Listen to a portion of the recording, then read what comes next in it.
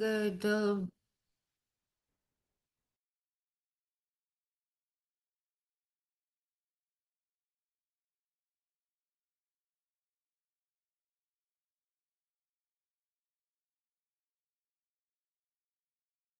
أعوذ بالله من الشيطان الرجيم. بسم الله الرحمن الرحيم. فلله الحمد رب السماوات ورب الأرض رب العالمين وله الكبرياء في السماوات والأرض وهو العزيز الحكيم. فلله الحمد رب السماوات ورب الأرض رب العالمين وله الكبرياء في السماوات والأرض وهو العزيز الحكيم. فلله الحمد رب السماوات ورب الأرض رب العالمين وله الكبرياء في السماوات والأرض وهو العزيز الحكيم. فلله الحمد رب السماوات ورب الأرض رب العالمين وله الكبرياء في السماوات والأرض وهو العزيز الحكيم.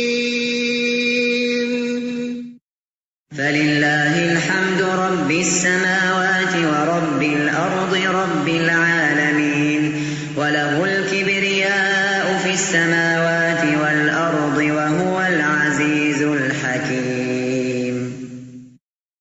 فلله الحمد رب السماوات ورب الأرض رب العالمين وله الكبرياء في السماوات والأرض وهو العزيز الحكيم. فلله الحمد رب السماوات ورب الأرض رب العالمين وله الكبرياء في السماوات والأرض وهو العزيز الحكيم. أعوذ بالله من الشيطان الرجيم. بسم الله الرحمن الرحيم. فلله الحمد رب السماوات ورب الأرض رب العالمين وله الكبرياء في السماوات والأرض وهو العزيز الحكيم. فلله الحمد رب السماوات ورب الأرض رب العالمين وله الكبرياء في السماوات والأرض وهو العزيز الحكيم. فلله الحمد رب السماوات ورب الأرض رب العالمين وله الكبرياء في السماوات والأرض وهو العزيز الحكيم. فلله الحمد رب السماوات ورب الأرض رب العالمين وله الكبرياء في السماوات والأرض وهو العزيز الحكيم. فلله الحمد رب السماوات ورب الأرض رب العالمين وله الكبرياء في السماوات والأرض وهو العزيز الحكيم. فلله الحمد رب السماوات ورب الأرض رب العالمين وله الكبرياء في السماوات والأرض وهو العزيز الحكيم. فلله الحمد رب السماوات ورب الأرض رب العالمين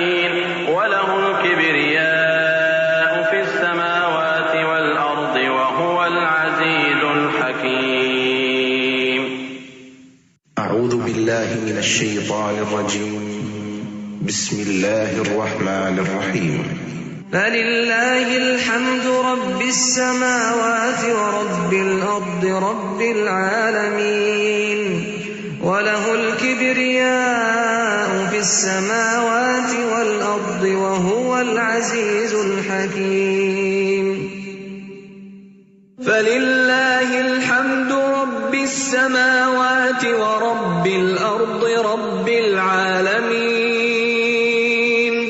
وله الكبرياء في السماوات والأرض وهو العزيز الحكيم فلله الحمد رب السماوات ورب الأرض رب العالمين وله الكبرياء في السماوات والأرض وهو العزيز الحكيم.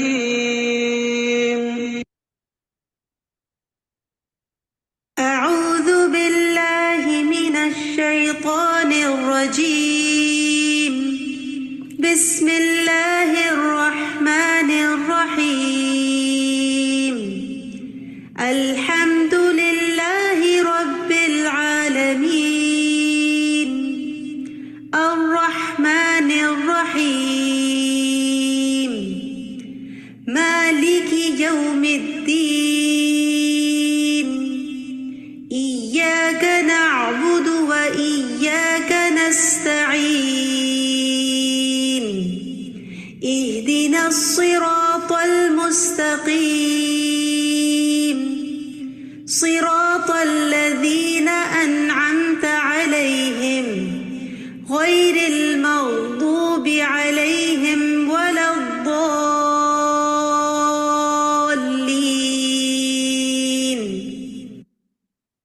آمین یا رب العالمین. ربی اشرح لی صدری ویسر لی امری واحلل عقدۃ من لسانی یفقهوا قولی. رب زدنی علما رب زدنی علما رب زدنی علما اللہم فقہنا فی الدین. آمین یا رب العالمین. السلام علیکم ورحمۃ اللہ وبرکاتہ. کیسے ہیں آپ سب لوگ؟ امید کرتی ہوں کہ اللہ کی رحمت سے اپنے صحت اور ایمان کی بہترین حالت میں ہوں گے، اور ایک دفعہ پھر قرآن کے موتی سمیٹنے کے لیے آپ سب کو بہت بہت خوش آمدید. الحمدللہ آج یہ ہماری کلاس کا 13واں دن ہے، اور سورہ ملک کی آیت نمبر 2 کی تفسیر انشاءاللہ تعالی العزیز ہم لوگ کریں گے. کل ہم نے آیت نمبر 2 کا لفظی ترجمہ اور اس کی تجوید پڑھی تھی، اور امید کرتی ہوں کہ آپ میں سے سب لوگوں نے اس کی پریکٹس بھی کی ہوگی، اور آپ میں سے کچھ جنہوں نے اس چیز کا اظہار کیا تھا کہ وہ حفظ بھی کریں گے، انہوں نے حفظ بھی کیا ہوگا انشاءاللہ. اگر نہیں تو دوبارہ اس چیز کو آپ پکا کریں. تو آپ میں سے کون ہے جو مجھے آج سنانا چاہے گا؟ جی، کون سنانا چاہے گا؟ الذي خلق الموت والحياة ليبلوكم أيكم أحسن عملا وهو العزيز الغفور. جی، کوئی سنانا چاہے گا؟ میری آواز آ رہی ہے سب کو؟ جی آ رہی ہے. جی، تو کون سنانا؟ ہینڈ ریز کریں جو مجھے آیت نمبر 1 اور آیت نمبر 2 دونوں سنانا چاہیں گے پلیز. آیت نمبر 1 وہ تبارک الذی والی ہے نا؟ جی میں سنانا چاہوں گی. جی سنائیے.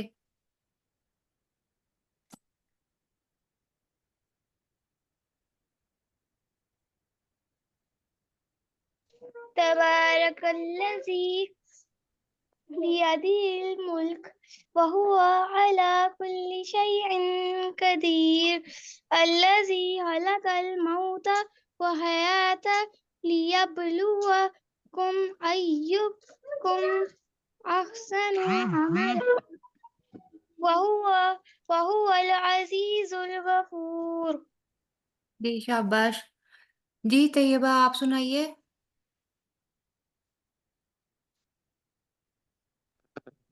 اعوذ باللہ من الشیطان الرجیم۔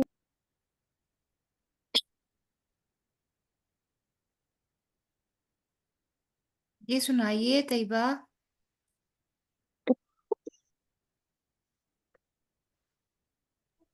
بسم اللہ الرحمن الرحیم۔ تبارک الذی بیدہ الملک وہو علی کل شیء قدیر الذی خلق الموت والحیاة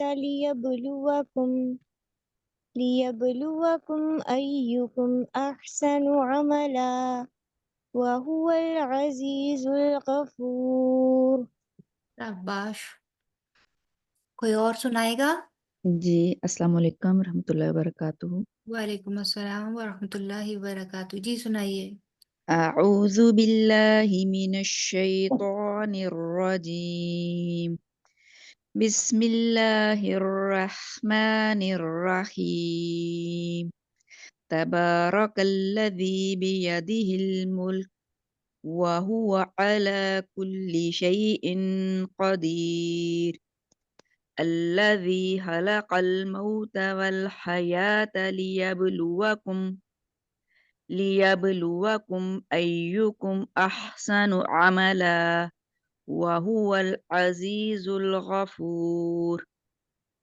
جی آپ کا نا صرف جو خا ہے نا، خا جی پہلا والا خالا کا، جی لام کا بھی ٹھیک ہے مخرج، کاف کا بھی، خا کو تھوڑا سا مزید پر کریے، ٹھیک ہے؟ باقی جی ماشاءاللہ جی بہت اچھا کیا ہے، بارک جی اللہ۔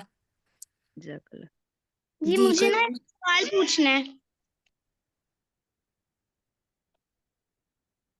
جی پوچھیے۔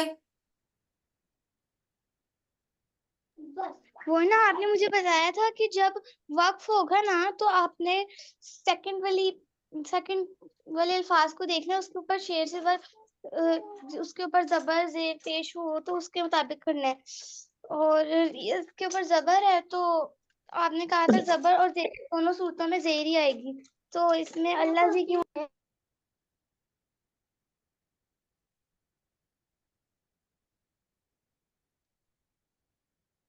یہ جو آپ نے وہ تھا، وہ مڈل میں کوئی بھی ورڈ آتا ہے تو جب ہم لوگ کرتے ہیں تو اس میں ہم لوگ دیکھتے ہیں کہ وہ، لیکن جب حمزۃ الوصل کے اوپر جب ہم لوگ لگاتے ہیں کوئی بھی حرکت، وہ ہمیشہ زبر ہوتی ہے، وہ زیر نہیں دی جاتی اس کو، ٹھیک ہے؟ اور اسپیشلی یہ جو ہے اس کو موصول کہتے ہیں، یہ یہ حرف موصول ہے جو دو فکروں کو آپس میں یا دو چیزوں کو آپس میں برج کے طور پہ کام کرتا ہے، ٹھیک ہے؟ تو اس کو ہمیشہ اسی طرح اس کو جوڑا جاتا ہے، حمزہ کے اوپر الف لگا کے، الذی، وہ جو، کیونکہ بات پیچھے سے ہو رہی ہے، اسی بات کو کنٹینیو کیا جا رہا ہے اور اسی بات کے ساتھ جوڑ کے اس بات کو آگے مزید بیان کیا جا رہا ہے، ٹھیک ہے؟ اوکے، آگے ہم آج انشاءاللہ تعالیٰ اپنی تفسیر سٹارٹ کریں گے، ٹھیک ہے؟ لفظی وضاحت ہم لوگوں نے کر لی تھی، اور آج انشاءاللہ تعالیٰ ہم لوگ اپنی تفسیر سٹارٹ کرتے ہیں باقاعدہ طور پہ۔ بسم اللہ الرحمن الرحیم۔ الذی، تھوڑے سے آپ اور آسان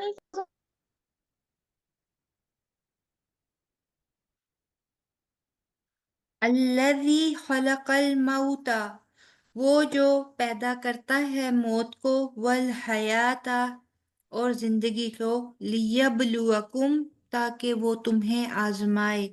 الذی، اب اللہ تعالیٰ کا مزید تعارف دیا جا رہا ہے کہ وہ ذات کون ہے، جس نے موت اور زندگی کو پیدا کیا ہے.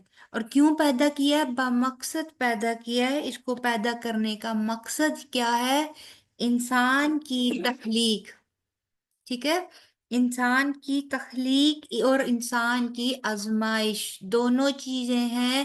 یہی زندگی اور موت، موت سے لے کر زندگی تک اور زندگی سے لے کر پھر موت تک، یہ تمام عرصہ جو ہے وہ مہلت ہے انسان کے لیے اس آزمائش اور اس امتحان کی، جس کا نتیجہ جو ہے وہ قیامت والے دن محشر، میدان محشر میں نکلے گا، جہاں پر جزا اور سزا کا اللہ تعالیٰ فیصلہ کریں گے.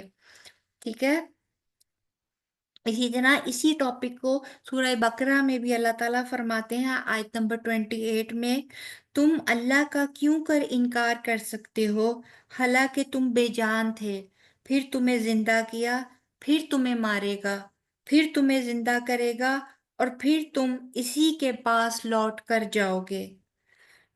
اور یہاں پر کیا مقصد بیان کیا گیا ہے؟ کہ یہاں پر یہ مقصد بیان کیا گیا ہے کہ امتحان ہے، آزمائش ہے. تاکہ یہ آزمائش کیوں ہے؟ یہ آزمائش اس لیے ہے کہ اللہ تعالیٰ اپنی خوبصورت ترین تخلیق یعنی کہ جنت کے لیے بہترین سے بہترین اور خوبصورت سے خوبصورت انسانوں کا چناؤ کر سکیں، وہاں پر اپنی اس خوبصورت ترین تخلیق کو خوبصورت ترین انسانوں کے ساتھ آباد کر سکیں، جہاں پہ ایسے لوگ ہوں گے جو خوبصورت ہوں گے، خوبصورت اخلاق والے ہوں گے، خوبصورت سوچ والے ہوں گے، خوبصورت اعمال والے ہوں گے. اس لیے اللہ تعالیٰ کہتے ہیں کہ میں تمہیں آزما رہا ہوں کہ تم میں سے کون ہے جو سب سے خوبصورت اور سب سے بہترین عمل کرے. ٹھیک ہے، یہ جو احسن کا لفظ ہے نا، یہ حسن سے نکلا ہے، اور احسن جو ہے وہ افعال سے ہے، جو کہ تفضیل کا صیغہ ہے، یعنی کہ سب سے اچھا اور سب سے بہترین، یعنی کہ سپرلیٹو ڈگری. ایک ہوتا ہے نا کہ گڈ، بیٹر اور بیسٹ. ٹھیک ہے، تو بیسٹ جو ہے وہ سپرلیٹو ڈگری ہے. تو اللہ تعالیٰ کو ہم سے بیسٹ جو ہے اعمال اس کی امید ہے، تاکہ ہم ان بیسٹ اعمال کے ذریعے اللہ تعالیٰ کی خوبصورت جو تخلیق ہے، اللہ تعالیٰ کی خوبصورت ترین جگہ ہے جنت، اس میں مقام حاصل کر سکیں. اب بات یہ ہے کہ اس دنیا میں آنے سے پہلے بھی اور اس دنیا سے جانے کے بعد بھی، جاتے وقت بھی، دونوں کناروں پر موت کھڑی ہے. ٹھیک ہے، یعنی کہ عدم سے ہم لوگ وجود میں آئے اور پھر موت ہی کی طرف ہم نے پلٹ کر جانا ہے. اور پھر یہ موت آخری مقام نہیں ہے، اس کے بعد دوبارہ سے ایک کبھی نہ ختم ہونے والی زندگی کا سٹارٹ ہوگا، اور پھر وہاں پر اس زندگی میں ہمیں ہمارے امتحان میں دیے ہوئے پرچے کے مطابق، حاصل شدہ نمبروں کے مطابق ہمیں گریڈز دیے جائیں گے. ہمیں پتہ چلے گا کہ جنت آیا ہم لوگ جنت کے حقدار ٹھہرے، اور اگر ہم جنت کے حقدار ٹھہرے تو جنت کے کس درجے کے حقدار ٹھہرے ہیں ہم لوگ. ٹھیک ہے، لہذا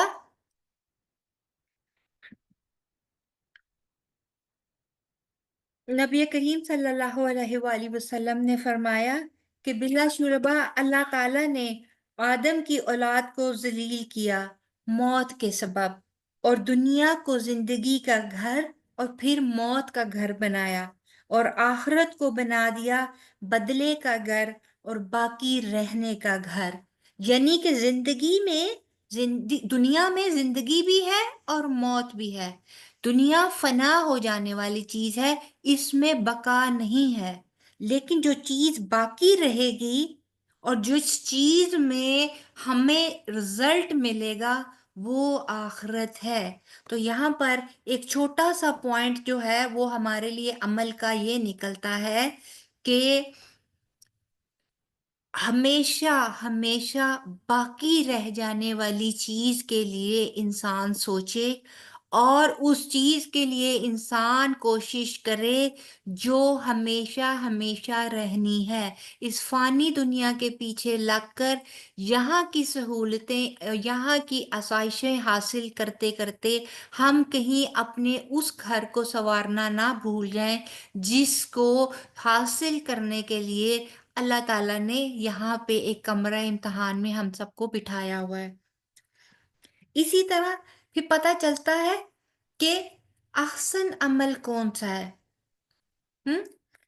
احسن عمل کون سا ہے؟ اب احسن عمل وہ نہیں ہے کہ جسے ہمارا دل اچھا کہے، جسے جیسے ہماری خواہشات ہوں یا ہمارے خیالات ہوں اس کے مطابق ہم جو بھی کام کریں گے وہ خوبصورت ہوگا، یا پھر یہ کہ وہ کام جن کو شیطان مزین کر کے ہمیں یہ ڈپکٹ کرتا ہے کہ whatever you are doing the best, حالانکہ وہ کام خوبصورت نہیں ہوتا.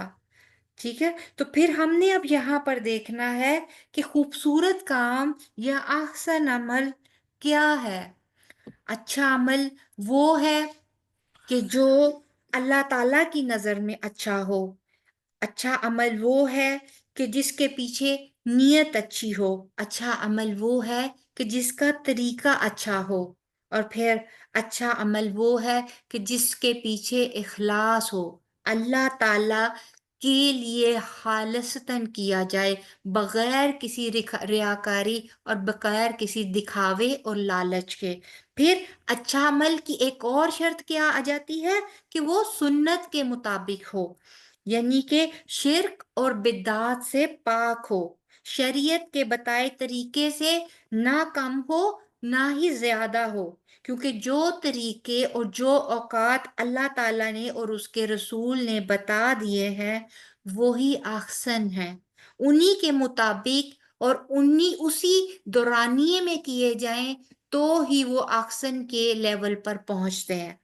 اسی طرح اللہ تعالیٰ نے جب احسن کی بات کی تو پھر اللہ تعالیٰ نے ہمیں ایک بہترین نمونہ بھی دے دیا، اور وہ بہترین نمونہ کیا ہے؟ رسول اللہ صلی اللہ علیہ وآلہ وسلم کا اسوہ حسنہ، کہ جب زندگی گزارو تو ان کی زندگی کے مطابق زندگی گزارو. ٹھیک ہے. اسی طرح سورۃ الاحزاب میں آیت نمبر 21 میں اللہ تعالیٰ فرماتے ہیں بلا شبہ یقیناً تمہارے لیے رسول اللہ صلی اللہ علیہ وآلہ وسلم کی ذات میں بہترین نمونہ ہے ہر اس شخص کے لیے جو اللہ سے ملاقات اور قیامت کے دن کی امید رکھتا ہے اور اللہ کو کثرت سے یاد کرتا ہے. اور نبی کریم صلی اللہ علیہ وآلہ وسلم کیا تھے ہمارے لیے؟ رحمت للعالمین، رحمت بنا کے بھیجے گئے تھے، جن کا ذکر اتنا بلند کیا گیا کہ ان کو معراج عطا کر دی گئی. وہ وہاں تک پہنچے جہاں پہ جانے کی اجازت فرشتوں کو بھی نہیں تھی، اور پھر ان کا اخلاق تمام انسانوں کے اخلاق سے بہترین اور سب سے بلند تر اخلاق تھا. تو پھر ہمارا سونا یا ہمارا جاگنا اگر ان کے مطابق نہیں ہے تو پھر خوبصورت نہیں ہے. اگر ہمارا کھانا پینا، ہمارا چلنا، ہماری بات چیت، ہماری گفتگو جب تک نبی پاک صلی اللہ علیہ وآلہ وسلم کے طریقہ کار کے قریب ترین نہیں پہنچ سکتی، کیونکہ ہم لوگ ان کے لیول کو تو نہیں پا سکتے، بیکاز کہاں وہ اور کہاں ہم، لیکن ہم کوشش کر سکتے ہیں اس سے قریب تر جانے کی، تاکہ ہم احسن کے اس کم از کم اس لیول تک تو پہنچ جائیں کہ جہاں ہمارے اعمال اللہ تعالیٰ کو پسند آ جائیں، جہاں ہم بحیثیت امتی نبی پاک صلی اللہ علیہ وآلہ وسلم کے سامنے شرمندہ ہو کر کھڑے نہ ہوں. ٹھیک ہے. اور پھر آپ دیکھیں کہ احسن عمل کے لیے یا احسن امتحان کے لیے کیا ضروری ہوتا ہے. دیکھ، اگر ہم لوگوں نے امتحان دینا ہے اور ہم لوگ چاہتے ہیں کہ ہم لوگ امتحان میں بہت اچھے طریقے سے پاس ہو جائیں. جیسے دنیاوی امتحانات دیتے ہیں تو ہم لوگ کیا کرتے ہیں؟ اس کے لیے ہم لوگ تیاری کرتے ہیں نا. اور تیاری اور امتحان دینے کے لیے ہم لوگوں کو علم کی ضرورت ہوتی ہے، ہمیں پڑھنے کی ضرورت ہوتی ہے. ریلیونٹ بکس، ریلیونٹ نالج، یہ سب کچھ ہم لوگ اکٹھا کرتے ہیں، اس کے اوپر ٹائم لگاتے ہیں، اس کو سیکھتے ہیں، پھر ہم لوگ اپنی تیاری کرتے ہیں. تو یہاں جس امتحان کی تیاری ہم لوگ کر رہے ہیں یا جس کمرہ امتحان میں بیٹھے ہوئے ہیں نا، اس کی تیاری کے لیے جو ہمارا آپ سلیبس کہہ لیں، جو ہمارے لیے جو چیزیں ہیں جن کے اوپر جن کو پڑھ کر ہم لوگوں نے کامیاب ہونا ہے یا احسن جوابات دینے ہیں، وہ ہیں قرآن اور سنت. ٹھیک ہے؟ اگر ہم اپنے آپ کو سنت کے مطابق ڈھالتے جائیں گے تو پھر ہم لوگ اپنے آپ کو اس امتحان کے لیے احسن کے درجے پر تیار کرتے جائیں گے. اب کمرہ امتحان میں جب انسان جاتا ہے نا تو چند چیزیں ایسی ہوتی ہیں کہ جن کے بارے میں ہر اسٹوڈنٹ کو، جو اچھا اسٹوڈنٹ ہوتا ہے، اس کو ہمیشہ احساس رہتا ہے. اب کیا احساس رہتا ہے؟ وہ یہ احساس رہتا ہے ہمیشہ کہ میرے پاس وقت بہت کم ہے، میں یہاں پر مجھے ایک لمیٹڈ ٹائم دیا گیا ہے اور اس لمیٹڈ ٹائم کے اندر میں نے اپنا پیپر کمپلیٹ کرنا ہے. تو پھر یہاں پہ اگر ہم لوگ دنیا کے حساب سے دیکھیں تو ہمارے پاس لمیٹڈ سال ہیں، کچھ سال ہیں جس کے اندر ہم نے اپنے امتحان کو دینا ہے. اور پیپر ہمارا کیا ہے؟ پیپر ہمارا ہے ہماری ہر ذمہ داری، ہمارا زندگی گزارنے کا طریقہ، ہماری وہ تمام فرائض اور حقوق، ہماری وہ تمام امانتیں جو اللہ تعالیٰ نے ہمیں سونپی ہیں، جس کے اندر وہ جاب بھی آئے گی، اس کے اندر ہماری اولاد بھی آئے گی، اس کے اندر خود ہمارے ذات کے اوپر نافذ ہونے والے وہ تمام احکامات، وہ تمام محرمات، وہ چیزیں جن سے اللہ تعالیٰ نے ہمیں روکا ہے، اس سے رکنا بھی آ جاتا ہے. اور جن چیزوں کے اوپر اللہ تعالیٰ نے ہمیں عمل کرنے کا بولا ہے وہ چیز بھی آ جاتی ہے. ٹھیک ہے؟ اور اس کے بعد دوسرے نمبر پہ کمرہ امتحان میں جو چیز، جو احساس، جو فیلنگ سب سے زیادہ اسٹرانگ ہوتی ہے وہ ہوتی ہے کہ someone is watching me all the time. I am being watched. ٹھیک ہے؟ اور دیکھیں ہمارے اوپر کوئی نہ کوئی ایگزامینر کھڑا ہوتا ہے نا، وہ ہر وقت ہمارے روز جتنی بھی روز بنی ہوتی ہیں ان کے ارد گرد بڑا کریٹیکلی پھر رہے ہوتے ہیں، دیکھ رہے ہوتے ہیں کہ کون کیا کر رہا ہے.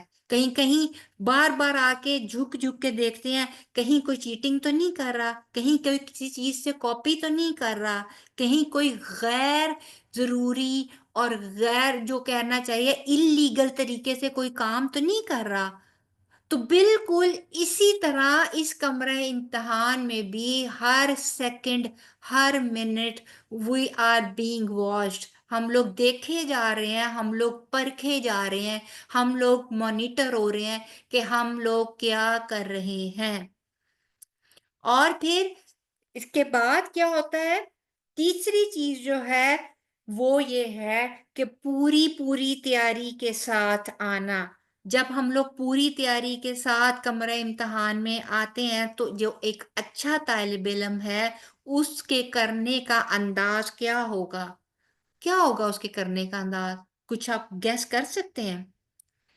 اینی ون کوئی مجھے بتائے کہ جب ہم کمرہ امتحان میں بیٹھے ہوتے ہیں اور ہم لوگ کرنا شروع کرتے ہیں کچھ، تو کیا کرتے ہیں؟ سب سے پہلے ہم لوگ یا پورا وہ 3 گھنٹے اس کے اندر ہم لوگ کس طرح اپنا طریقہ کار کیا ہوتا ہے؟ کوئی بھی شیئرنگ کرنا چاہے گا، کوئی بتائے. چلیں میں یہ آپ کو بتاتی ہوں کہ کیا ہوتا ہے کہ ایک اچھا طالب علم جب تیاری کے ساتھ جاتا ہے نا تو سب سے پہلے تو اس کو یہ پتا ہوتا ہے کہ میں اس ایک امتحان میں بیٹھا ہوا ہوں. تو وہ ہر لحاظ سے انتہائی کانشیس ہوتا ہے۔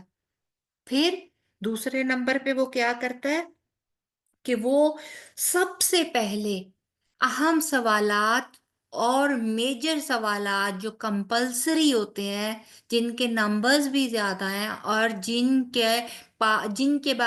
کو چھوڑ کر اس کو لگتا ہے کہ اس کے امتحان میں پاس ہونے کے چانسز کم ہو جائیں گے، وہ سب سے پہلے ان سوالات کو حل کرتا ہے۔ پھر اس کے بعد وہ چھوٹے سوالوں کو یا پھر جو کمپیریٹیولی کم اہم چیزیں ہیں یا کم اہم سوالات ہیں ان کی طرف توجہ کرتا ہے اور ان کو کمپلیٹ کرتا ہے۔ پھر کیا کرتا ہے؟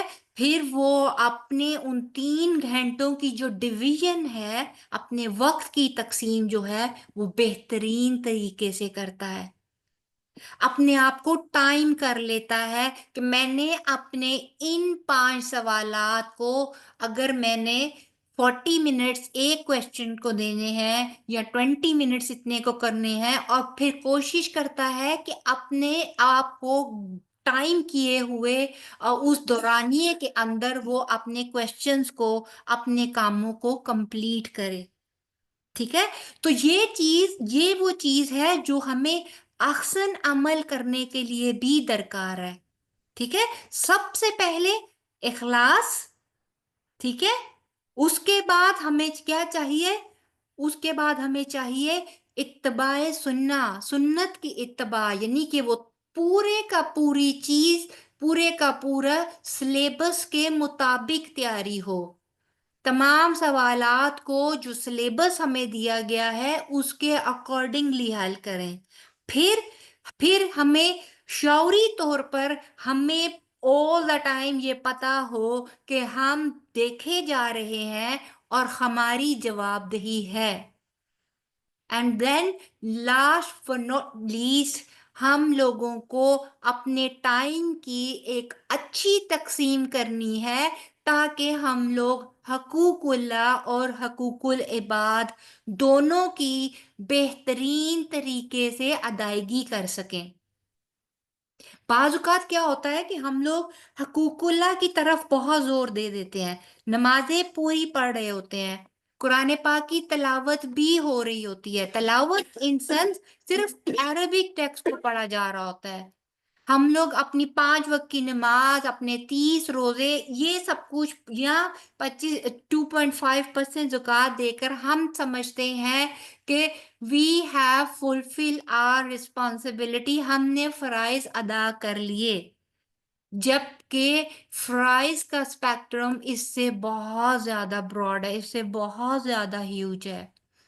فرائض میں ہمارے حقوق العباد کی بھی وہ تمام چھوٹی سے چھوٹی چیزیں آتی ہیں جس میں ہمارے تمام معاملات بھی آ جاتے ہیں، ہماری اخلاقیات بھی آ جاتی ہے، ٹھیک ہے، ہمارے فائنینسز بھی آ جاتے ہیں، ہماری روزمرہ کی زندگی کی چھوٹی سی چھوٹی ڈیلنگز آ جاتی ہیں، تو وہ تمام چیزیں ان میں بھی ہم نے پورا جو ہے وہ ٹائم کو دیکھنا ہے کہ ہم لوگ کس طرح ان چیزوں کو، آپ کو پتہ ہے امام ابو حنیفہ جو ہے نا، ان کے بارے میں کہا جاتا تھا، اور اس کے علاوہ ایک چیز جو مجھے حضرت جو ہیں عبداللہ بن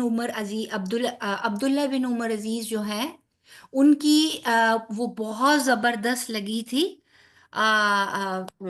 وہ کہتے تھے کہ ان کا جو ہے حالانکہ وہ خلیفہ تھے، ٹھیک ہے، 5ویں خلیفہ تھے، اس کے ساتھ خلیفہ ہونے کے ساتھ ساتھ وہ ایک عیالدار بھی تھے، یعنی کہ ان کی فیملی بھی تھی، اس کے ساتھ ساتھ ان کا اللہ تعالیٰ کے ساتھ بڑا سٹرونگ وہ بھی تھا۔ تو کسی نے پوچھا کہ آپ اپنے وقت کو کس طرح تقسیم کرتے ہیں؟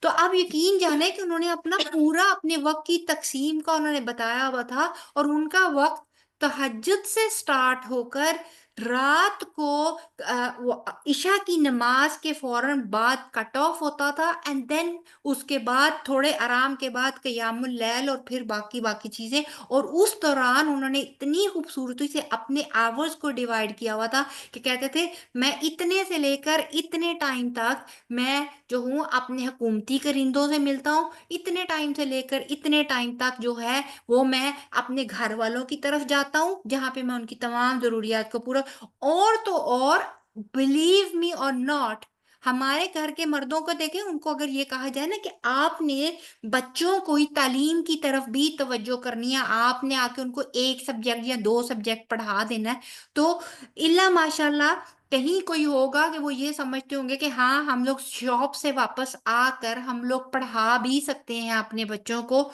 ज्यादातर कॉन्सेप्ट यही है कि या माएँ पढ़ाएं या फिर एकेडमीज में डाला जाए।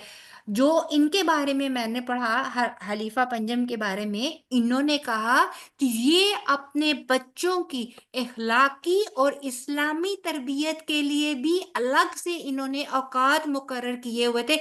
यही वजह थी कि इनके अपने बच्चे जो हैं वो भी इतने बड़े बड़े मुहद्दिस और मुफस्सिर निकले बाद में। ये खुद भी ना सिर्फ ये कि खलीफा थे, ये कुरान के बहुत बड़े मुफस्सिर और मुहद्दिस भी थे। तो टाइम की डिवीजन और ये चीजें भी अहसन अमाल को, बाज़ हमारा टाइम इतना वेस्ट हो रहा होता है कि वो टाइम जो हम लोग कुछ ना कुछ करने के लिए, अल्लाह ताला की तरफ करने के लिए लगा सकते हैं, वो हमारा टाइम ऐसे ही किसी ना किसी बेकार काम में जाया हो जाता है। फिर ये है कि जो मोमिन है ना, वो इस दुनिया को फनप्लेक्स नहीं समझता। मोमिन इस दुनिया को eat drink and B Mary के कॉन्सेप्ट के साथ इस दुनिया में अपनी जिंदगी नहीं गुजारता। वो कहते हैं ना कि नबी पाक सल्लल्लाहु अलैहि वसल्लम की एक हदीस का मफहूम है, दुनिया सिजनुल मोमिन, यानी कि ये दुनिया एक मोमिन के लिए कैद खाना है और वो इसे एक कैद की तरह ही गुजारता है। कैद वो नहीं कि अब बंदा मारा और हसरतों का मारा हुआ और बहुत ही परेशान हाल, बल्कि वो अपने आप को इस दुनिया में शरीयत और हदूद का और अल्लाह ताला के अहकामात का पाबंद करके जिंदगी को गुजारता है। एंड जब वो इन चीजों के तहत अपने आप को इस दुनिया में पाबंद करके अपने आप को एक लिमिट में रख के गुजारता है, हदूद कवायद का ख्याल रखते हुए, तो फिर जन्नत में जाकर कहते हैं, एक आयत का मफहूम है कि फिर तुम्हें वहां वो मिलेगा जो तुम चाहोगे। तशाउ का वर्ड आता है और ये ऐसी चीज के लिए इस्तेमाल होता है कि हर वो मन चाही चीज, ऐसी चीज जो तुम्हारा नफ्स वहां पे, और जो बंदा नफ्स को यहाँ पे टेम कर लेता है ना हलाल के लिए, खूबसूरत के लिए और हर चीज के लिए, तो वो वहां भी खूबसूरत ही की ख्वाहिश करेगा। फिर उसके बाद आता है कि उसके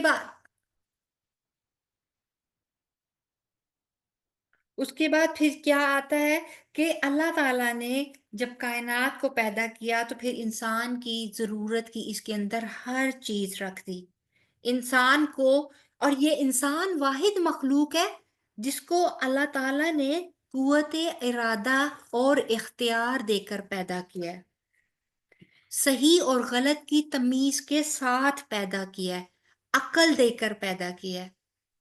देखिए दुनिया में कितनी मखलूकात हैं, किसी के पास सोचने की, फैसला करने की, फैसला लेने की, दो राहों में से किसी एक राह को चूज करने की फ्रीडम नहीं है।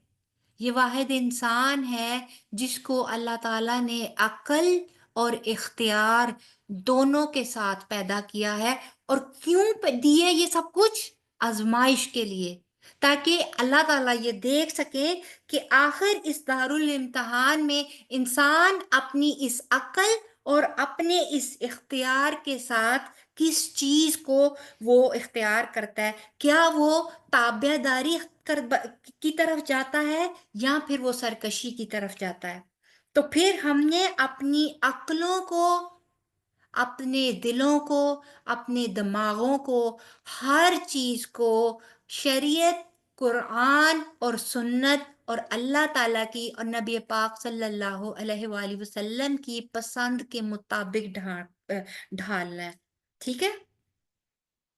اور پھر آگے چل کے اللہ تعالیٰ بتاتے ہیں کہ اتنا سب کچھ بتانے کے بعد اللہ تعالیٰ پھر بتا رہے ہیں کہ دیکھو یہاں پر امتحان کے لیے بھیجے گئے ہو، لیکن واپس جا کر تمہارا واسطہ کس سے پڑنا ہے؟ یہاں بھی تمہارا واسطہ یا تمہیں مانیٹر کرنے والی ذات کون ہے؟ جو العزیز ہے، وہ جو الغفور ہے. العزیز ہے کہ اتنی زبردست ہے کہ پورا غلبہ رکھتی ہے، چاہے تو برے اعمال کی سزا یہی دنیا میں اسی وقت دے دے. اور یہ چیز جو ہے اس کو ایکسپیرینس کیا پچھلی اقوام نے. یہ تو نبی پاک صلی اللہ علیہ وآلہ وسلم کی بے تحاشا محبت ہے ہمارے ساتھ کہ انہوں نے ہمیں یہاں پر بچا لیا اس سزا سے، ہمارے لیے مہلت لے لی آخرت تک کی. اور ہم کیونکہ امت الوسط اور نبی پاک صلی اللہ علیہ وآلہ وسلم آخری نبی تھے، یہی وجہ ہے کہ ہم بحیثیت امت اس لیے بھی امپورٹنٹ اور مہلت دیے جانے والے لوگوں میں سے ہیں کہ اس دنیا میں اس وقت ہمارے اوپر دوہری ذمہ داری ہے. ہمارے اوپر اس وقت نہ صرف یہ کہ ہمارے اپنے اعمال کی ذمہ داری ہے، اس وقت ہماری اپنی زندگی کو گزارنے اور لائف سٹائل کے بارے میں جواب دہی کی ذمہ داری ہے، بلکہ ہمارے اوپر ایز اے نبی پاک صلی اللہ علیہ وآلہ وسلم کے ریپرزنٹیٹیو ہونے کے ہم لوگوں پر اس دین کو آگے پہنچانے کی بھی ذمہ داری ہے. اور وہ ذمہ داری کس طرح پوری ہوگی؟ صرف اس طرح کہ بس پڑھ لو اور بیٹھے بیٹھے لیکچر دے دو؟ نہیں، وہ ذمہ داری اس طرح پوری ہوگی کہ ہم نے اس کو اپنے عمل سے دکھانا ہے. ہم نے اپنے عمل میں چیزوں کو لا کر دکھانا اور بتانا ہے کہ ایک مومن یا نبی کی تعلیمات یہ ہیں. اللہ کا بندہ ہمارے 4 فٹ یا 5 فٹ یا 6 فٹ کے اس جسم میں دکھنا چاہیے تاکہ لوگ ہمارے اخلاق سے امپریس ہو کر جو ہے وہ اسلام کی طرف آئیں. ہمارا ابلاغ، ہمارا اخلاق ہونا چاہیے، اور یہی نبی آخر الزمان صلی اللہ علیہ وآلہ وسلم کا بھی طریقہ کار تھا. ٹھیک ہے؟ اب بات ہے العزیز کی. باوجود اس کے کہ سزا دے سکتے ہیں، مکمل قدرت ہے، لیکن سزا کیوں نہیں دیتے؟ کیونکہ وہ الغفور بھی ہے. میں نے آپ کو کیا بتایا تھا؟ غفارہ کا چھپا دیتا ہے. جیسے ہی نادم ہو کر آپ توبہ کریں گے نا، جیسے ہی آپ اپنی غلطی کا اعتراف کر لیں گے، جیسے ہی آپ اپنی اصلاح کی طرف مڑ جائیں گے، جیسے ہی آپ اسے دوبارہ نہ کرنے کا عہد کر دوبارہ کبھی نہیں کریں گے اور اس کو مینڈ کرتے ہوئے اس کی جگہ کوئی اچھی نیکی کو اپنا لیں گے، اللہ تعالیٰ نہ صرف یہ کہ آپ کو معاف فرما دیں گے بلکہ آپ کے اس گناہ کو بھی نیکی میں بدل دیں گے. ہے کوئی اتنی ذات رحیم؟ دنیا میں کیا کوئی انسان کسی انسان کے ساتھ یہ معاملہ کر سکتا ہے؟ نہیں نا.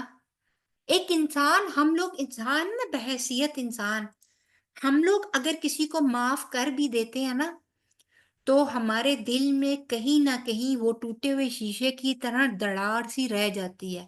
کبھی کوئی موقع آتا ہے نا تو ہم لوگ اس موقع پہ آ کر جتانے سے باز نہیں آتے. اور فرض کریں اگر جتائیں نہیں بھی نا تو معاف کرنے کے بعد بھی ہمارے تعلقات 100% ہمارا دماغ اور دل اس طرح صاف نہیں ہو پاتا جس طرح کہ اس واقعے سے پہلے ہوتا ہے. ایسا ہی ہے نا. لیکن سبحان اللہ صدقے جائیں ہم اس ذات پاک کے جو کہ نہ صرف معاف فرماتی ہے پھر کبھی جتاتی بھی نہیں ہے، اس چیز کا دوبارہ کبھی ذکر بھی نہیں کرتی ہے. نادم ہو کے جب اس کے سامنے حاضر ہو جاؤ، کھڑے ہو کے جائے نماز پہ 4 آنسو بہا کے سچی توبہ کر لو، تو کبھی رب کے آگے سے یہ جواب نہیں آتا کہ اس وقت کیوں نہیں میں تمہیں یاد آیا جب تم کر رہے تھے، اس وقت تم نے کیوں نہیں بولا، اس وقت تم نے کیوں نہیں کہا کہ مجھے اللہ پاک میں گناہ گار ہوں. یہ الغفور ہے، یہ معاف کرنے والی ذات ہے جو بغیر کوئی آپ کو جتائے آپ کو معاف کر دیتی ہے، آپ کو گلے لگا لیتی ہے، آپ کے گناہ کو نیکی میں بدل دیتی ہے اور آپ کو ہدایت کے راستہ دکھا دیتی ہے. میں اس کی مثال آپ کو اپنی ذات سے دوں گی. دنیا دار بندہ تھی، کبھی سوچا بھی نہیں تھا نمازیں پڑھ لینا اور اتنا، وہی سطحی مسلمان، شعوری مسلمان نہیں تھی.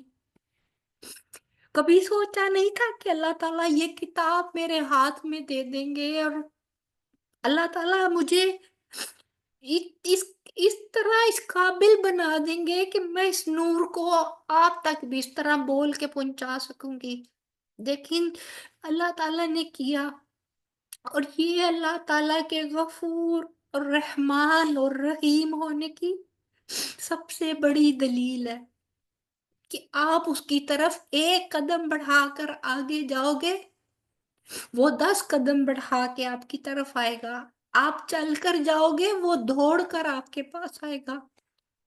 اور اگر آپ دوڑ رہے ہو تو پلک جھپکتے وہ آپ کو اپنے دل اور اپنے سینے سے لگا لے گا، اور پھر ہدایت کے وہ راستے آپ کے لیے کھول دے گا کہ جس کے بارے میں آپ نے کبھی سوچا بھی نہیں ہوگا. کیونکہ اس کتاب کے لیے ہمارے راہیں، ہمارا راستہ آسان ہو جانا، اس کے لیے اللہ تعالیٰ کا ہمیں ایک جگہ پر جمع ہو کر سن لینا اور سن کے پھر اپنے لیے اس کا انتخاب کر لینا اور خود کو بدل لینا، یہ اللہ تعالیٰ کی سب سے بڑی نعمت ہے، سب سے بڑی نعمت. زندگی اس کے بعد بالکل بیڈ آف روزز نہیں ہو جاتی. اللہ تعالیٰ نے یہ وعدہ نہیں کیا. اللہ تعالیٰ آزمائیں گے، کیونکہ جو جتنا پیارا ہوتا ہے نا اس کی آزمائش اتنی زیادہ بڑی ہوتی ہے، لیکن وہ آزمائشیں بوجھ کی طرح آپ کی کمر نہیں توڑتی، پھر وہ آپ کی اللہ تعالیٰ سے محبت کو زیادہ کر دیتی ہیں. آپ اللہ تعالیٰ کی محبت میں، اللہ تعالیٰ کے ساتھ تعلق میں اور آگے بڑھتے جاتے ہو، اور یہی الغفور کی خوبصورتی ہے. دیکھیں، آپ نے نوٹس کیا ہوگا کہ اس گروپ میں آلموسٹ 76 لوگ ہیں جن کو میں نے پکار لگائی اور روز لگاتی ہوں کہ آؤ، چلے میرے سے نہیں، کسی اور سے، کسی اچھے بڑے استاد سے، کسی بڑے عالم سے. میں تو خود آپ کی طرح بھی شاگرد اسٹوڈنٹ ہوں، آپ لوگوں کے ساتھ برابر کا سیکھ رہی ہوں، سب کچھ ہے، لیکن آپ کسی اور استاد سے سیکھیے، سفر کو جاری رکھیے، شروع تو کیجئے.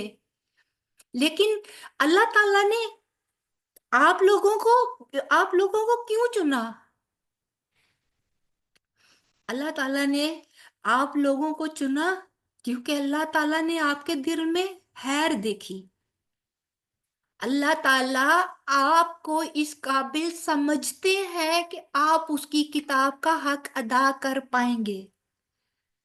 اللہ تعالیٰ کو لگا کہ آپ کیوں اس کی طلب ہے. پتہ ہے اللہ تعالیٰ بڑا غیور ہے، اللہ تعالیٰ بہت غیرت والا ہے، اور وہ اپنے اس علم کو، اپنی اس کتاب کو بغیر طلب کے کسی کے بھی ہاتھ میں نہیں دیتا. وہ طلب دیکھتا ہے، وہ دیکھتا ہے کہ کون ہے اس قابل، یا کون ہے جو ہاتھ بڑھا رہا ہے، جو چاہتا ہے. آپ کو پتہ نبی پاک صلی اللہ علیہ وآلہ وسلم نے سورہ عبسہ میں بھی یہی بات کہی تھی کہ عبداللہ مکتوم جو ہیں وہ نابینا صحابی تھے، تو وہ آگے ایک دفعہ نبی پاک صلی اللہ علیہ وآلہ وسلم کے پاس کوئی مسئلہ پوچھنے کے لیے، تو نبی پاک صلی اللہ علیہ وآلہ وسلم اس وقت جو ہیں وہ ایک قریشی سردار کے پاس بیٹھے اس کو دین کی تبلیغ کر رہے تھے کہ کسی طرح وہ مسلمان ہو جائے. نبی پاک صلی اللہ علیہ وآلہ وسلم بڑے اس چیز کے حریص تھے کہ یہ لوگ جو ہیں یہ اسلام قبول کریں، کیونکہ آپ کو پتہ ہے کہ ایلیٹ کلاس جو کہ جن کو لوگ ایڈمائر کرتے ہیں یا جن کو لوگ اپنا رول ماڈل کا مانتے ہیں، اگر وہ اسلام کی طرف آ جائیں نا تو وہ اپنے پیچھے بہت سارے لوگوں کو خیر کی طرف لانے کے لیے کے قابل بن جاتے ہیں. ان میں اتنے گٹس یا ان کے اندر اتنی اللہ تعالیٰ نے وہ چام رکھا ہوتا ہے کہ وہ لے کر آ سکتے ہیں لوگوں کو خیر کی طرف.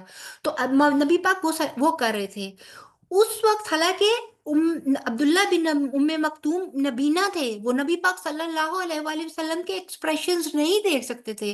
نبی پاک صلی اللہ علیہ وآلہ وسلم کو سلائٹ سی ناگواری محسوس ہوئی کہ while I'm talking to those کفار، یہ عبداللہ ام مکتوم نے مجھے کیوں پکارا اور اپنی طرف متوجہ کر رہے ہیں.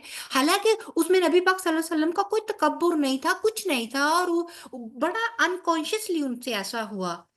لیکن اللہ تعالیٰ نے، کیونکہ وہ کہتے ہیں نا کہ جن کے درجے ہیں سوا ان کی پوچھ بھی اتنی ہوتی ہے، تو پھر نبی پاک صلی اللہ علیہ وسلم کا درجہ ہی کچھ اور تھا. تو اللہ تعالیٰ نے ان کو بھی بتا دیا، ان کو بھی نبی پاک صلی اللہ علیہ وسلم سے بھی کہا کہ آپ نے اس طرح کیوں کہا، عبسا وتولا، اس نے تیوری چڑھائی اور اس نے منہ موڑ لیا. یہ نبی پاک صلی اللہ علیہ وسلم، یعنی کہ ایک چھوٹا سا جیسچر ہدایت کے لیے آنے والوں کے لیے بھی نامناسب ہے. اور اللہ تعالیٰ نے اس میں فرمایا کہ وہ بندہ جو ہدایت کا طالب ہے، آپ کو چاہیے کہ آپ اس کی طرف توجہ کریں، نہ کہ اس کی طرف جو ہدایت کا طالب ہی نہیں ہے. تو پھر اللہ تعالیٰ بھی خود جب انسانوں کے لیے اللہ تعالیٰ نے یہ کہہ دیا کہ آپ یہ کرو، تو پھر اللہ تعالیٰ یہ کیسے خود کے لیے یہ کیسے گوارا کریں گے، وہ ذات جس نے ہمیں پیدا کیا، جو ہمارا مالک ہے، کہ وہ ہماری طلب کے بغیر زبردستی ہمیں کچھ دینے کی کوشش کریں گے.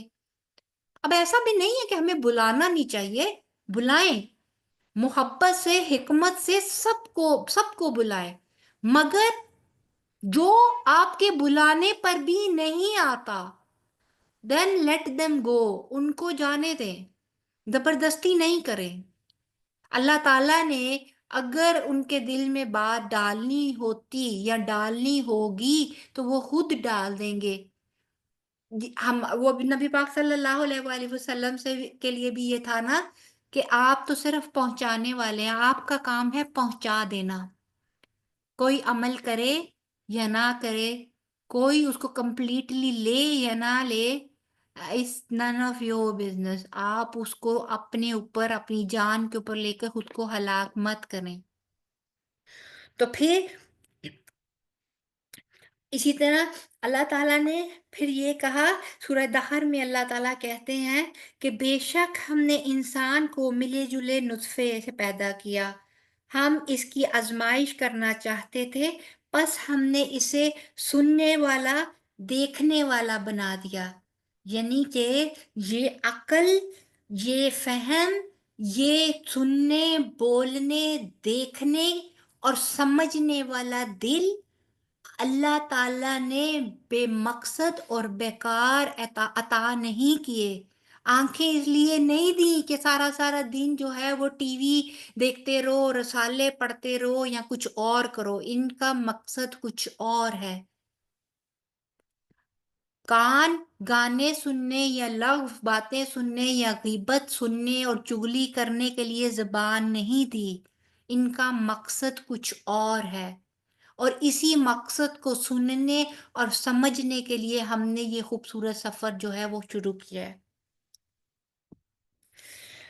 اسی طرح یہ ہے کہ یہاں پر اللہ تعالیٰ نے جب ہمیں بھیجا ہے اس کو، تو اس میں ہماری اپنی مرضی نہیں چلے گی. آج ایک جملہ جو ہے یہ پچھلے کچھ عرصے میں بہت مشہور بھی ہو گیا اور بہت زیادہ اس میں ہائی پی آئی، میرا جسم میری مرضی، میری زندگی میری مرضی. بھائی آپ کا جسم کہاں ہے؟ آپ کی زندگی کہاں ہے؟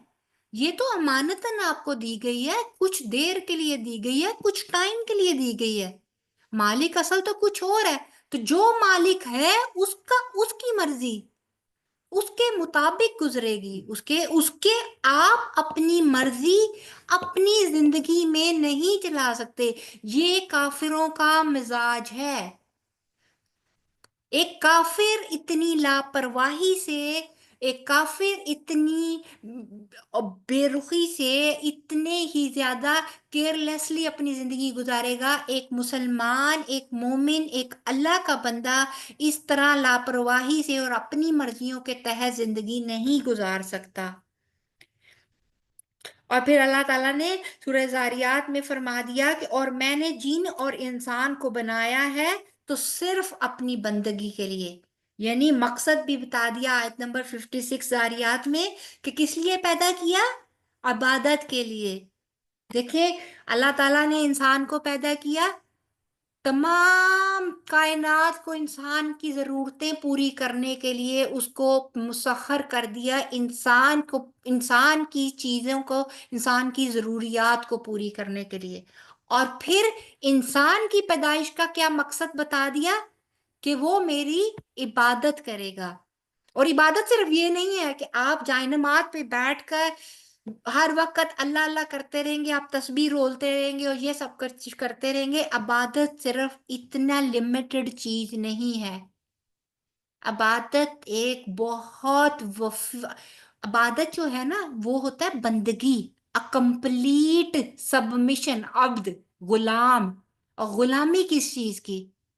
یعنی کہ کمپلیٹ سرنڈر کر دینا اپنے آپ کو۔ آپ کا صبح شام دن رات، آپ کا سونا جاگنا کھانا پینا، ایوری تھنگ آپ کی جو ہے وہ اللہ تعالیٰ کے احکامات کے مطابق ڈھلتی ہے، تو دین یہ ایک عبادت ہے۔ دین آپ عبد ہو، تب آپ اس کو اپنا معبود مانتے ہو۔ لیکن آج ہم نے اپنے معبود، اپنے الہ بہت سے اور بنا رکھے ہیں۔ کون کون سے ہیں بھلا؟ کون سے ہیں؟ ماں کے لیے اس کی اولاد بن گئی الہ، ایک جاب کرنے والی عورت کے لیے اس کی جاب الہ بن گئی، کسی کے لیے اس کا پیسہ الہ بن گیا کہ اس کا دل ہی نہیں کرتا اپنی خواہشات پہ۔ کسی کے لیے خواہش، می مائی سیلف، میری زندگی، میری خوشی، میرا سکون، اور اس کے بعد دوسرا کوئی بھی نہیں۔ ہم اپنی خوشی، اپنے سکون اور اپنی زندگی کے لیے روز کتنوں کے احساسات کو توڑتے ہیں، کتنے ہماری وجہ سے رو کر سوتے ہیں اور کتنے ہماری وجہ سے مسکراتے ہیں۔ اس چیز کا انالیسس کر کے خود کو ہم لوگ بہتری کی طرف لے کر آئیں گے تو وہ عبادت ہے۔ ٹھیک ہے؟ پھر آگے آ جاتا ہے کہ جب یہ ساری چیزیں ہم لوگ کر رہے ہیں نا، اگر ہم لوگ کھا رہے ہیں، ہم لوگ پی رہے ہیں، ہم لوگ اٹھ رہے ہیں، ہم لوگ بیٹھ رہے ہیں، ہر چیز اگر سنت کے مطابق ہو جائے گی نا تو یہ خود بخود عبادت بن جائے گی۔ اور ہر چیز جو ہے وہ نوٹ ہو رہی ہے، چاہے ہم کانشیسلی وہ کر رہے ہیں یا نہیں کر رہے ہیں، دیٹ از بینگ ریٹن۔ وہ کہتے ہیں کہ ایک نوٹ کرنے والا ہے جو نوٹ کر رہا ہے۔ سورہ کہف میں بھی یہ مضمون آتا ہے کہ وہ جس میں انسان روز قیامت جب اپنا دیکھے گا نا تو وہ کہے گا کیا ہے اس کتاب کو جس نے ہر چیز کو شمار کر رکھا ہے، نہ ہی کوئی چھوٹی چیز چھوڑی اور نہ ہی کوئی بڑی چیز۔ تو یعنی اس ٹائم، اس دن ایک فلم چلے گی جس کے بعد ہم لوگ اس میں کیا ہم چاہیں گے کہ ایسے کلپس ہوں جو چلتے جائیں اور ہماری نگاہیں جو ہیں وہ زمین میں گھڑتی جائیں کہ ہم نے وہ کام کیا۔ آج ہم کوئی سا ایک ایسا چھوٹا عمل کر جاتے ہیں جو ہم لوگ یہ چاہتے ہیں کہ وہ بندوں کے سامنے بھی ایکسپوز نہ ہو، اور کہاں وہ پوری دنیا کے سامنے دکھایا جائے گا. اسی طرح جو ہے ہمارے ٹائم کا شارٹ ہونا اور اس کے بہترین استعمال کے لیے امام شافعی نے زندگی کو سمجھانے کے لیے ایک بہت خوبصورت مثال دی. انہوں نے کہا کہ ایک زندگی جو ہے وہ ایک برف کے ٹکڑے کی طرح ہے. جیسے برف فروش اگر بازار میں سے گزر رہا ہے تو وہ کہتا ہے کہ برف لے لو ورنہ یہ سرمایہ تو گھلا ہی جا رہا ہے. تو یہ زندگی جو ہے یہ ایک برف کی طرح ہے. گھل تو اس نے ویسے بھی جانا ہے، لیکن اگر اسے بر وقت صحیح استعمال اس کا کر لیا جائے گا تو یہ آخرت کے لیے ذخیرہ ہو جائے گی. لیکن اگر اس کو ضائع کر کر اسی طرح بغیر اعمال اور آخرت کے لیے کچھ آگے بھیجے بغیر فوت ہو جائیں گے، جو کہ مرنا برحق ہے. مر تو ہم نے ہر ایک نے جانا ہے، کوئی آب حیات پی کر نہیں آیا اور کسی کے لیے اللہ نے گارنٹی نہیں دی کہ وہ ہمیشہ کے لیے یہاں پر رہے گا. تو پھر اگر وہ ہم لوگ اس برف کو اگر بر وقت استعمال کر لیتے ہیں تو گڈ، اگر نہیں کر لیتے تو میلٹ ہو کر ویپوریٹ تو ویسے بھی ہو ہی جائے گی. تو پھر احسن عمل کیا ہے؟ احسن عمل یہی ہے کہ انسان اپنے لمحوں کو، اپنے ایک ایک سیکنڈ کو بہترین سے بہترین میں انویسٹ کر دے. مثلا دیکھیں، ہم لوگ انتظار کر رہے تو بعض اوقات ہم لوگ انتظار کر رہے ہوتے ہیں کسی چیز کا بیٹھ کر. فرض کریں ڈاکٹر کی دکان پر گئے ہیں، اب وہاں بیٹھ کر ہمیں اپنی باری کا انتظار کرنا ہے. ایئرپورٹ پر گئے ہیں، ابھی شروع نہیں ہوئی بورڈنگ، ہم لوگوں کو ویٹنگ لاؤنج میں بیٹھ کر انتظار کرنا ہے. بس سٹاپ پر کھڑے ہیں، بس سٹاپ پہ ہم لوگوں کو انتظار کرنا ہے، ابھی تک بس کے آنے کا ٹائم نہیں ہوا. وہ سارا ٹائم جو ہے ہم لوگ اگر بیکار میں ادھر ادھر تانگ چانگ کرنے کے یا بیکار کی سوچ میں گزار دیں گے تو ٹائم تو ویسے بھی گزر جائے گا. لیکن اگر اس ٹائم میں ہم لوگ اللہ کا ذکر کر لیتے ہیں تو وہ ذکر ہمارے لیے اس ٹائم کا بہترین استعمال ہو جائے گا. وہ کیا ہے کہ اگر آپ صرف یہی تسبیح کر لینا سبحان اللہ و بحمدہ سبحان اللہ العظیم، تو اس کے بارے میں ایک حدیث کا مفہوم ہے کہ 2 کلمات ایسے ہیں جو زبان پر بہت ہلکے لیکن روز قیامت میزان میں بہت بھاری ہوں گے، اور وہ 2 کلمات کیا ہیں؟ سبحان اللہ و بحمدہ سبحان اللہ العظیم. اسی طرح کلمہ پاک اگر کلمہ طیبہ آپ پڑھتے ہیں، وہ استغفر اللہ ہی آپ صرف کر لیں تو استغفار جو ہے 1001 مشکل اور 1001 چیز کو دور، نہ صرف گناہوں کو دور کرتا ہے بلکہ بہت سے معاملات میں آسانی بھی پیدا کرتا ہے. تو یہ کیا ہوا؟ یہ ہم نے اپنے وقت کا بہترین استعمال کرتے ہوئے احسن عمل میں اس کو انویسٹ کر لیا. پھر آپ دیکھیں کہ امتحان ہے، تو پھر ہمیں کیا چاہیے امتحان میں؟ احسن عمل. تو پھر ہماری حیثیت کیا ہوئی یہاں اس دنیا میں؟ ایک سٹوڈنٹ کی. ٹھیک ہے، تو ہمارے ہاتھ میں تو پھر کچھ بھی نہیں ہے، سب کچھ اللہ تعالیٰ کے ہاتھ میں. اور یہاں جو کچھ دیا گیا ہے وہ ٹیمپرری ابھی ہے، کچھ مہینوں کچھ سالوں بعد نہیں ہوگا. میں گارنٹی نہیں دے سکتی کہ میں ابھی یہ کلاس ختم بھی کر پاؤں گی یا نہیں کر پاؤں گی. اور آپ کو پتا ہے کہ کہتے ہیں کہ علم کے راستے پر چلنے والے جو ہیں، اگر وہ علم کی کے لیے کوشش کرتے کرتے علم سیکھتے اور سکھاتے سکھاتے اگر ان کی موت ہو جاتی ہے تو وہ شہادت کی موت ہوگی. آج کے دور میں جہاد بالقلم ہے. جہاد بالقلم جو ہے وہ سب سے بڑا جہاد ہے آج کے دور کا جہاد، کہ قلم کے ذریعے ہم لوگ اسلام کو پھیلا دیں، قلم کے ذریعے ہم اسلام کو اپنے اوپر نافذ کر لیں.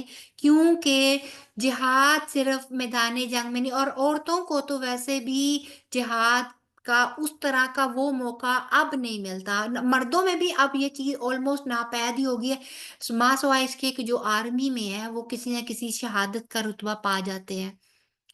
تو ہم لوگوں نے یہ چیز کرنی ہے.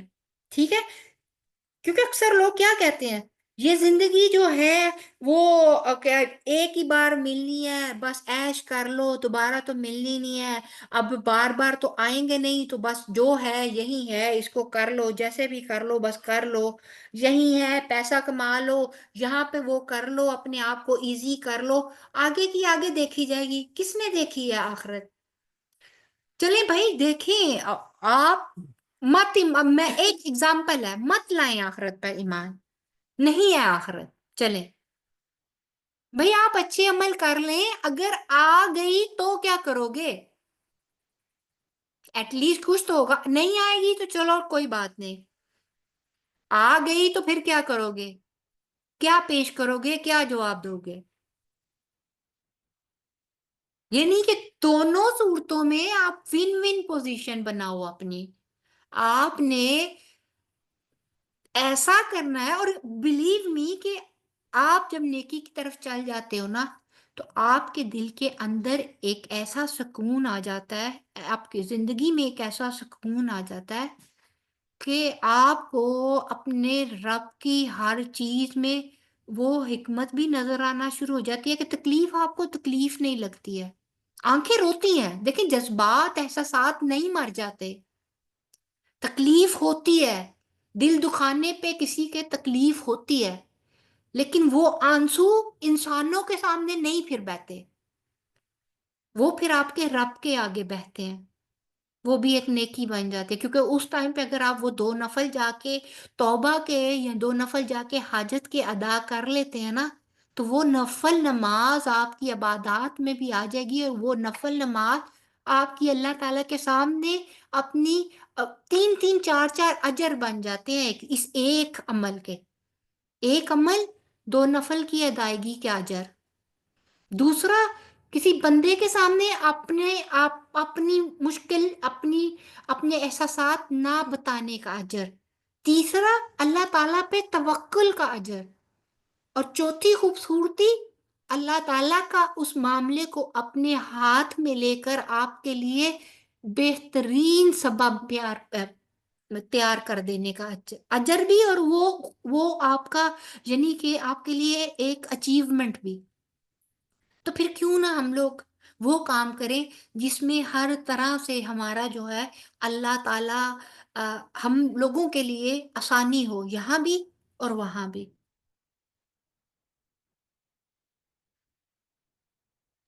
پھر ہمارا خلاصہ کلام کیا ہوا کہ موت اور حیات اللہ کی طرف سے ہے، اور اس موت اور حیات کا مقصد جو ہے وہ انسان کی آزمائش ہے، یعنی کہ زندگی دار العمل اور آخرت دار الجزا ہے، وہاں کام نہیں آئے گا پچھتانا۔ اس وقت جو ہے وہ فرعون بھی جو ہے موت کو سامنے دیکھ کے اس نے بھی بولا تھا اب میں مانتا ہوں فرعون کے الہ کو، تو اللہ تعالیٰ نے کہا تھا اور اب کیا فائدہ دے گا تجھے تیرا ایمان لانا؟ تو پھر جہاں پہ موقع ہے اس موقع کا فائدہ اٹھا لیجئے۔ ہر انسان کے عمل کی آزادی کا مقصد دراصل یہی آزمائش ہے کہ کون اچھے عمل اور کون برے عمل کرتا ہے، جزا اور سزا کا فیصلہ بھی اللہ تعالیٰ ہی کی ذات کرے گی، لہٰذا احسن عمل کا معیار بھی اسی کا طے کردہ ہے، اور اسی کے مطابق ہی ان کو پرکھا جائے گا، اور پھر جیسی سزا ویسا عمل۔ اور آخر میں اس آیت سے ہم لوگوں نے اپنے لیے جو عمل لینا ہے وہ یہ ہے کہ ہمیں اپنے مقصد حیات کو پہچاننا ہے، ہمیں ہر روز اپنا محاسبہ کرنا ہے کہ ہم دنیا میں جس مقصد کے لیے بھیجے گئے ہیں، کیا ہم لوگ وہ مقصد کے لیے اس کے اوپر کام کر رہے ہیں، کیا وہ مقصد اچیو ہو رہا ہے؟ کیونکہ اللہ تعالیٰ نے کوششیں دیکھنی ہے، اللہ تعالیٰ نے رزلٹ نہیں مانگا۔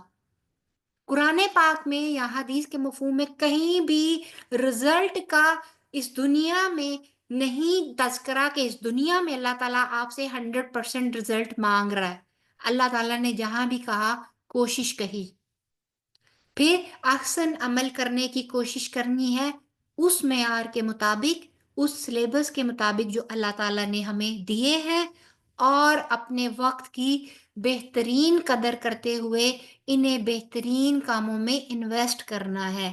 And last for not the least, اپنے لیے خوبصورت سا ٹائم ٹیبل بنائیے جس کے اندر اپنا صبح سے لے کر رات تک کی روٹین کو آپ نوٹ کیجئے، اپنے آپ کو ٹائم کیجئے کس وقت میں نے کون سا کام کرنا ہے، اور ان تمام فضولیات کو، ٹائم ویسٹرز کو بھی اپنے آپ ایک لسٹ بنا کر لکھیے کہ وہ کون سے ٹائم ویسٹرز ہیں جو میرے اس پروڈکٹیو ٹائم کو لے جاتے ہیں جو کہ میں کچھ نہ کچھ اچھا کرنے پر لگا سکتی تھی.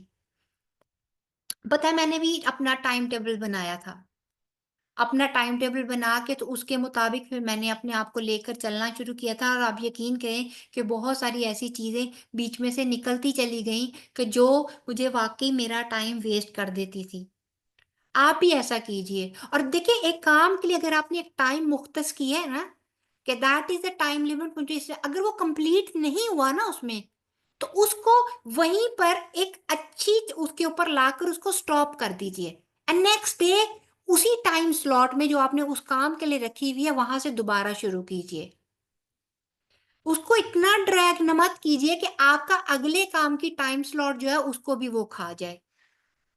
سو ورک وائزلی، تاکہ آپ لوگ اپنے 24 گھنٹوں میں سے جو 10 گھنٹے یا 12 گھنٹے 8 گھنٹے کم از کم وہ تو ہم لوگ ویسے ہی سو کے گزار دیتے ہیں، تو باقی کے جو گھنٹے ہیں ہم لوگ اس کو اچھے طریقے سے عمل میں لے کر آ سکیں. سوری میں نے آپ کا 5 منٹ کا وقت اوپر لے لیا. اللہ تعالیٰ اس کو آپ کے حق میں صدقہ جاریہ کے طور پہ قبول فرمائے، اور اللہ تعالیٰ اس کی آپ کو بہترین جزا عطا فرمائے. معذرت چاہتی ہوں جو آپ کا ایکسٹرا ٹائم میں نے لیا، اور امید کرتی ہوں کہ یہ چیز آپ لوگوں کے لیے زیادہ بھی پڑھا بینیفیشل ہوگی، اور آپ لوگوں کو اس سے انشاءاللہ تعالیٰ بہت فائدہ ہوگا. اب آپ لوگوں نے کوئی سوال کرنا ہو، کسی کا کوئی سوال ہو تو کائنڈلی آپ وہ مجھ سے کر لیجئے.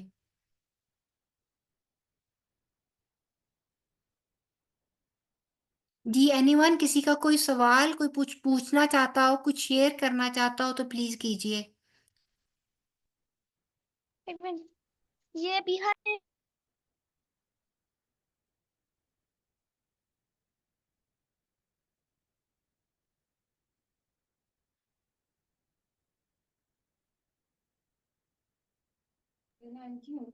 جی بولیے.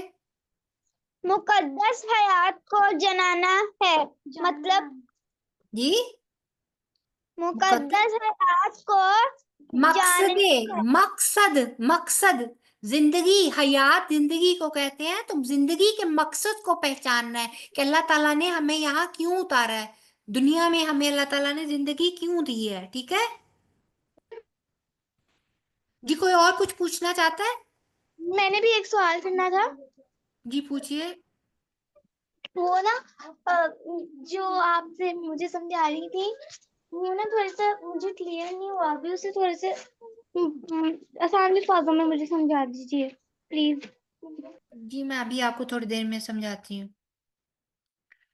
جی اوکے جی، پھر ہم لوگ یہاں پہ اپنی کلاس کا اختتام کر لیتے ہیں. اگر کسی کا کوئی کویشچن نہیں ہے تو پھر انشاءاللہ تعالیٰ کل ہم لوگ سیم ٹائم پہ پھر انشاءاللہ ملیں گے، اور امید کرتی ہوں کہ آپ لوگوں نے آیت نمبر 2 جو ہے وہ حفظ بھی کر لی ہوگی. تو کل کیونکہ ہم لوگوں نے آیت نمبر 3 کی تجوید اور اس کی ٹرانسلیشن ورڈ بائی ورڈ کرنی ہے، تو میں آپ لوگوں سے کل آیت نمبر 1 اور 2 جو ہے اس کی تجوید اینڈ تخفیض یعنی کہ حفظ جس نے بھی اس کو تیار کیا ہوگا انشاءاللہ تعالیٰ میں وہ بھی آپ لوگوں سے سن لوں گی. ٹھیک ہے لائیو میں، کیونکہ کل کے دن انشاءاللہ تعالیٰ ہمارے پاس ٹائم تھوڑا سا زیادہ ہی ہوگا، کیونکہ جو ٹرانسلیشن وغیرہ ہے وہ جلدی ختم ہو جاتی ہے.